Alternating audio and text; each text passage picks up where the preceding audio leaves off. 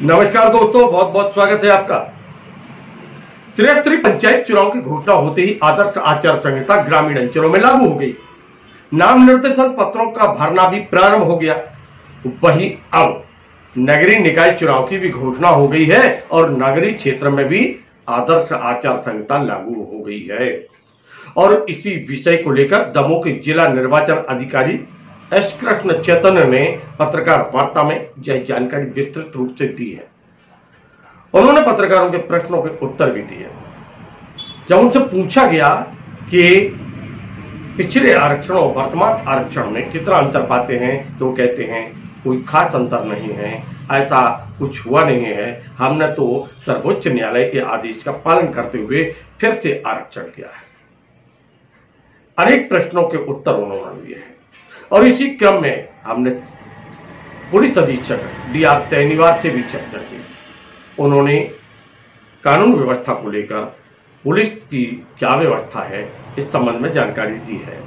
आइए हम आपको लेके चलते हैं संयुक्त कलेक्ट्रेट भवन, जहां पर पत्रकार वार्ता को संबोधित कर रहे हैं जिला निर्वाचन अधिकारी एस कृष्ण चैतन्य। 2 फेज का चुनाव होने वाला है। फर्स्ट फेज में हम लोगों के यहाँ पे दमोह, हिंडोरिया और पथरिया और बाकी 3 निकाय का चुनाव जो है वो 13 तारीख को अपने संपादित होगा। 17 और 18 तारीख को अपना काउंटिंग का कार्यक्रम है और जिसके तहत जो है फाइनल अपना जो निर्वाचन प्रक्रिया है, जो त्रिस्तरीय और अर्बन बॉडीज का जो है वो उस दिनांक को कंप्लीट होगा। और इस बार की चुनाव में केवल एक चेंज जो लेके आए हैं, तो पिछली बार से अगर तुलना हम लोग करेंगे तो इस बार जो है जो पार्षद के पद के लिए जो अपना अभ्यर्थी है उनको कंपलसरीली 1 महीने के अंदर अपना व्यय लेखा जो है वो सबमिट करना पड़ेगा और उसका लिमिट जो है वो तय किया गया है। अपने जिले क्योंकि अपना दमोह नगर पालिका क्योंकि 1 लाख से ऊपर का है, उसमें 2.5 लाख का हर पार्षद का होगा और उससे कम वाले में 1.5 भी आ रहे हैं, वो भी आ रहा है। तो उसका भी एक हम लोगों को वार्ड का दे देंगे आपको।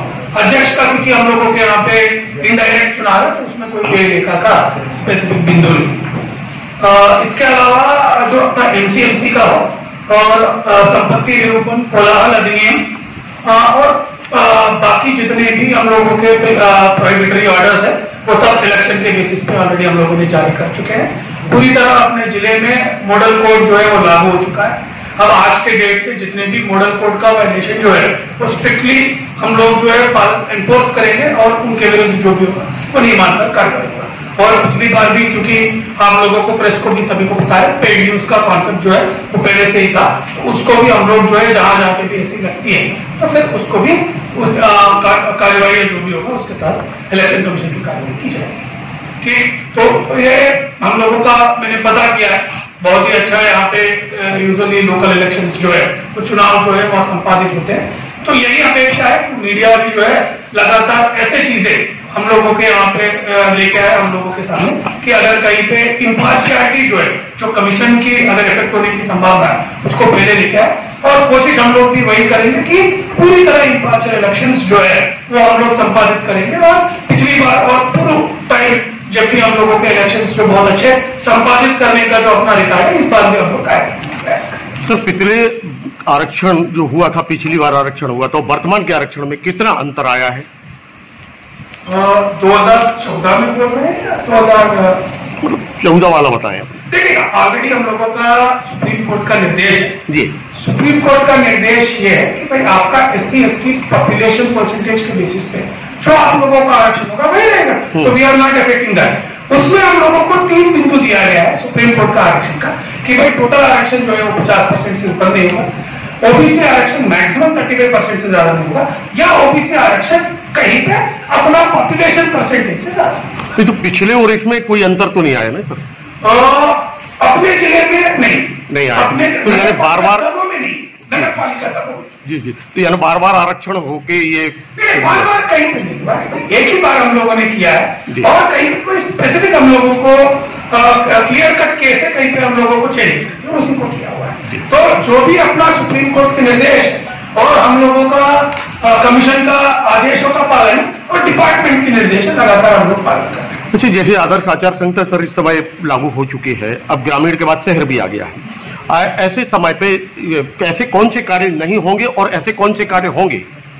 देखिए, मॉडल कोड ऑफ कंडक्ट जो है इसलिए सभी को दिया है, what is considered an exemption, जो अपना मॉडल कोड। जी सर। तो उसमें स्पेसिफिकली दिया गया है, कोई नया टेंडर्स हो, कोई नया कार्यादेश हो या कोई नया काम, even if you are actually given a work order, वो शुरू नहीं किया है। ऐसा कोई काम जो हम लोगों को लगता है बहुत ही इंपॉर्टेंट है और हम लोगों को करना चाहिए, then we need to seek exemption from the commission and commission will be providing exemption. Till exemption मिलती नहीं है, उसको मॉडल कोड का वायलेशन माना जाएगा। But already pre existing scheme है और रूटीन में काम चल रही है और काम ऑलरेडी स्टार्ट हो गया। तो we need to actually law, इसमें वायलेशन क्या है और वायलेशन जो नहीं है। लेकिन हम लोग बोल रहे हैं आदर्श आचरण संहिता बहुत ही स्पष्ट है, तो सभी लोग जो है एक बार 5 मिनट या 10 मिनट का टाइम अगर एक बार सभी लोग देंगे, आप लोग भी लोगों को अवगत करा पाएंगे। बेसिकली क्या है, आप लोग तो अवगत हो ही, बट आप लोग जो है जो अन्य लोगों को एक बार अवगत कराएंगे, क्योंकि हम लोगों का यहाँ पे जो काल आते हैं मोस्टली वो पैनिक काल आते हैं rather than एक्चुअल जो जेन्युइन ग्रीवेंस कॉल जो हम लोग बोलते हैं, तो लोगों को एक बार अवगत कराने से वो मात्रा जो है वो कम होने की संभावना है।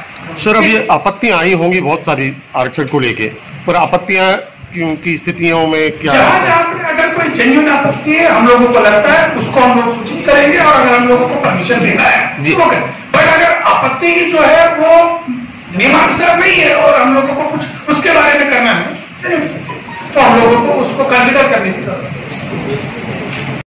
है। सीमा जो है वो भी आ गई है। नगर पालिका परिषद जो 1 लाख से अधिक का है, जो वहां पे पार्षदों का है वो 2.5 लाख से एक अपना अभ्यर्थी का, 50,000 से 1 लाख तक की अगर कोई किसी की आबादी है वो 1.5 लाख तक का है और 50,000 से कम का होगा वो 1 लाख तक का है, वो नगर पालिका परिषद का। नगर परिषद जितने भी हैं वहां पे 75,000 रुपए तक का व्यय सीमा दिया गया है। तो सभी लोगों को अपना घोषणा होने के 1 महीने के अंदर जो है कंपल्सरीली अपना व्यय लेखा जो भी होगा वो अपने इलेक्शन विभाग को सबमिट करना है, ताकि हम लोगों को ऑलरेडी जो है फॉरवर्ड करके दिया ने क्लियर कर दी है। जो कानून व्यवस्था की दृष्टि से सबसे पहले आदर्श आचार संहिता का पालन किया जाएगा, जहाँ जहाँ भी उल्लंघन होगा नियमावली की जाएगी।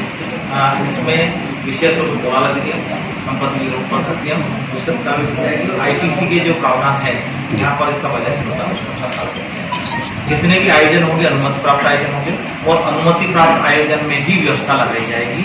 इसलिए अपेक्षा है कि जितने भी आयोजन होना चाहिए, चाहे धार्मिक आयोजन हो चाहे किसी प्रकार का आयोजन में सार्वजनिक स्थान पर होता है तो उसकी अनुमति ली जाए, अनुमति बंद कर दी जाए। शर्त दंडाधिकारी ने शर्त को निलंबित कर दिया गया, शर्त जमा करने की कार्रवाई।